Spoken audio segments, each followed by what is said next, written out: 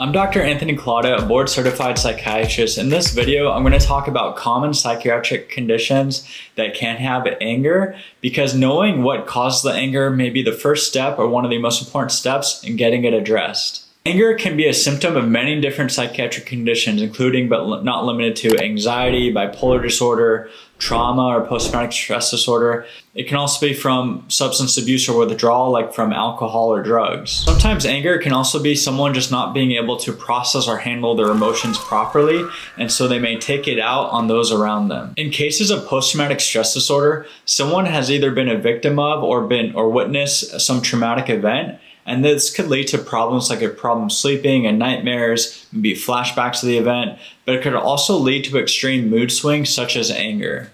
Mood swings! Mood swings. Mood swings. Mood swings? Mood swings.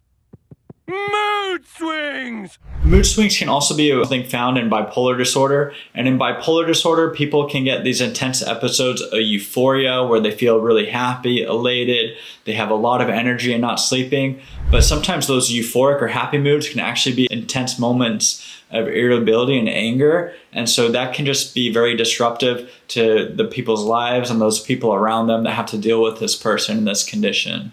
So people who are anxious can maybe get fearful or worried or have a sense of apprehension, and that can lead to like problem sleeping, it could lead to headaches, but it could also lead to irritability and anger.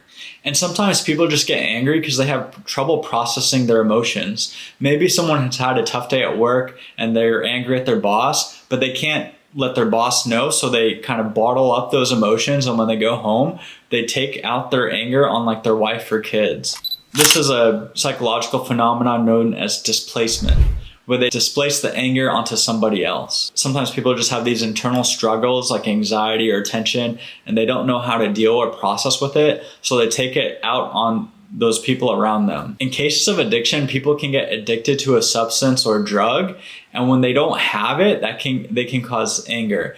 Even some of the drugs itself can cause anger. One of the medications that are often prescribed to treat pain, the opioid pain medications, not only can those have a side effect of anger, but oftentimes if people are addicted to it and they don't have it, they can get angry from that. Also, I'm sure a lot of people are familiar with the term hangry, where people maybe get angry because they're hungry. Well, foods can have an important role on one's mood, and so it's not really clear how much food can have a role. Perhaps if someone eats too much or too little, or certain types of foods may predispose someone to more anger issues. There's also this spiritual or evolutionary approach about anger. So anger maybe has happened over time in part of the fight or flight response in the body.